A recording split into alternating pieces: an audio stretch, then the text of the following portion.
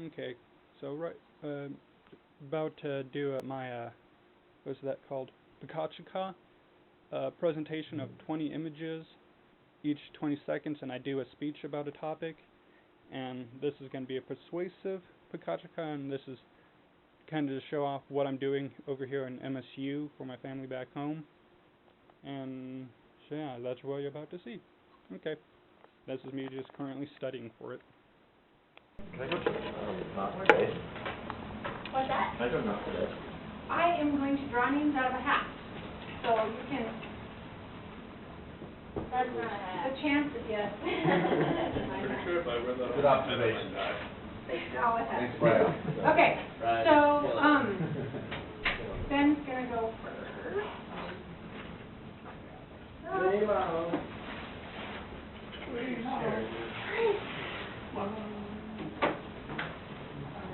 You're up. Evil. The world is covered in it. The rules in it. And I don't like it. I like to think big, so I'm going to try and tackle all the evil in the world. But all the effort is for naught if it's not effective. So to be effective and efficient, I'm going to be a bit strategic. Basic problem solving demands a root cause to ask why until you reach the end in a quantum form.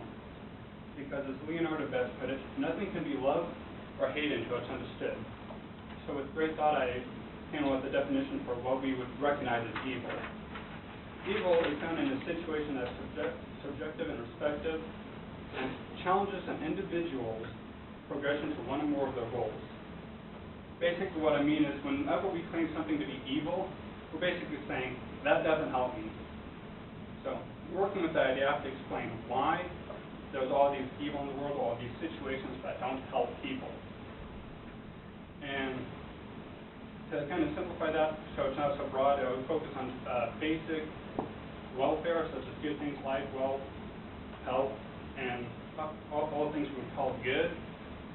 And it would be a bit improper to call all struggles evil, because is it not often that we call life a struggle, that struggles make life worth living, that makes people into individuals?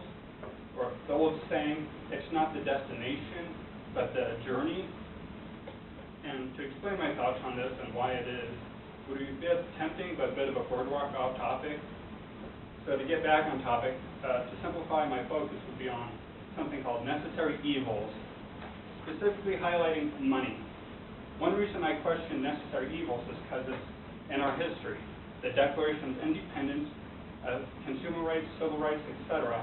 All of those are basically, we ain't going to stand for your bullshit type of thing.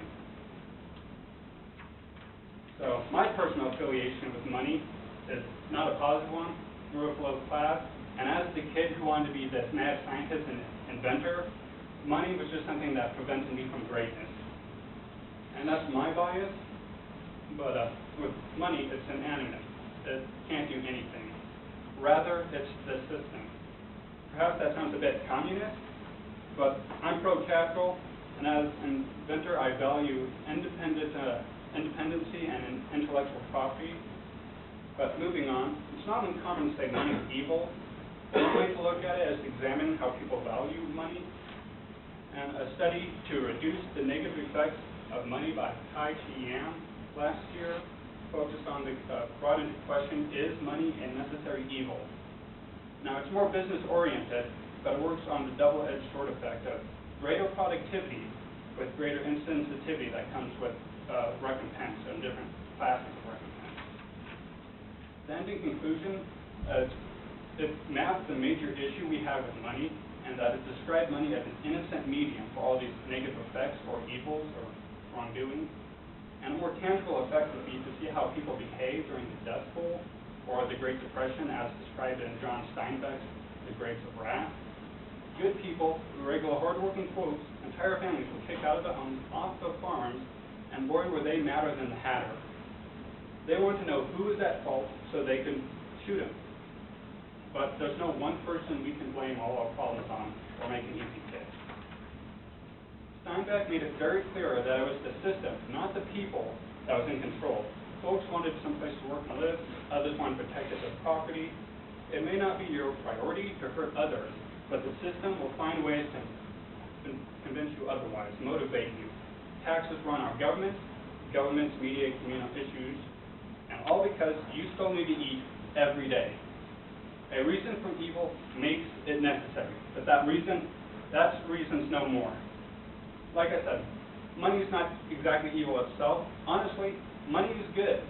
Economy 101 is knowing you have scarce resources. Money restricts us, but it restricts us from abusing our resources and then distributing them. However, thanks to industrialization, we are currently in the practice of getting all we can. Outside of America, last year in Pakistan, a study was done to see how the energy demands related to the economic growth, industrialization, environmental degradation, and resource depletion. We need energy, we need power, and who has it is measured in wealth. Currently, our industries are having a negative effect on the environment, ecosystems all over the world, and its resources. And industry is like an example of an inefficient system similar to money. Money is good and bad, it's just not good as it used to be, thanks to industrialization. Money was our best solution short of a big stick policy. The only benefit of questioning this necessary evil is to find something better. Thanks to technological leaps in the past century, we now have the tools to build a better system. Rather than continuing with our self-degrading industries and money-controlled systems, we have the capability to evolve, to make a better system, to be self-sufficient. Unlike our current mindset of our system, where it's make more, a self-sufficient system is make more and put back more than we took out. As Subhas put it in his 2004 work, Sustainable Development and Sustainable Metrics, there is sustainability when we manage to improve or maintain materials in both social and material conditions for human health and environmental health without overtaxing the environment. The environment is not a root factor in our current system. Dialing back to where I started, I wanted to solve all the evils I said. I said evil was nothing more than an unhelpful situation. A common issue comes from necessary evils. Money is the problem in that it's not efficient or the most efficient tool for our modern world, but a self-sufficient system is. If money is used for limited resources, and if we establish a system, a sustainable system, then by its nature to maintain and improve resources, then money is no more. We do not need it, and for that reason, I blow the whistle on money as a necessary evil and all the wrongs that happen because of it. Check.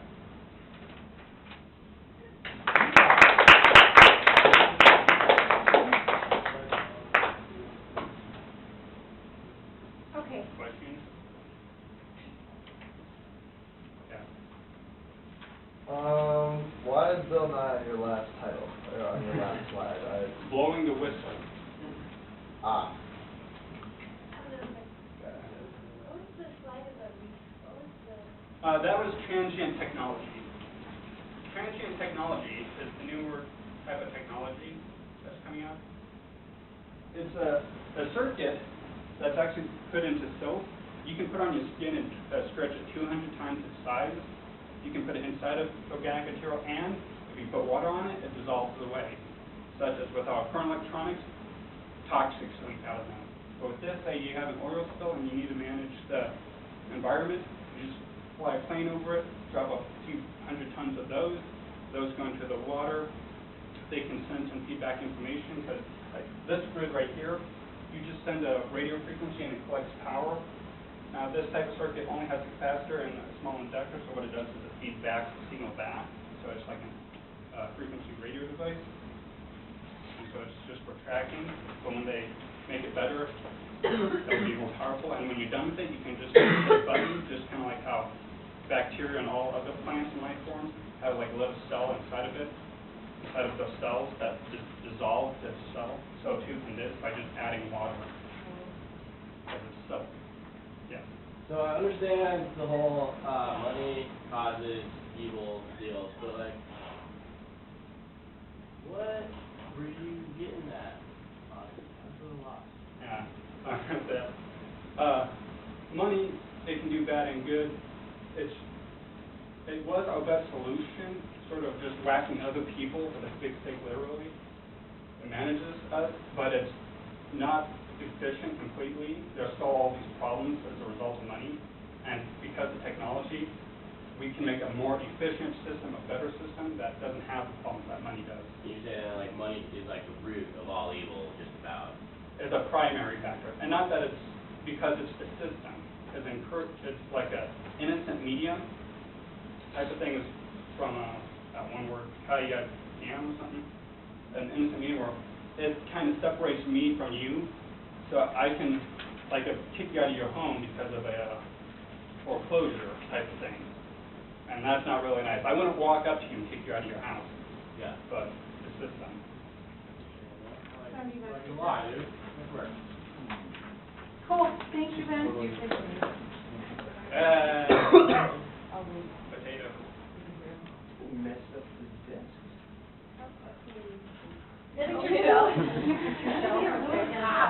I called it.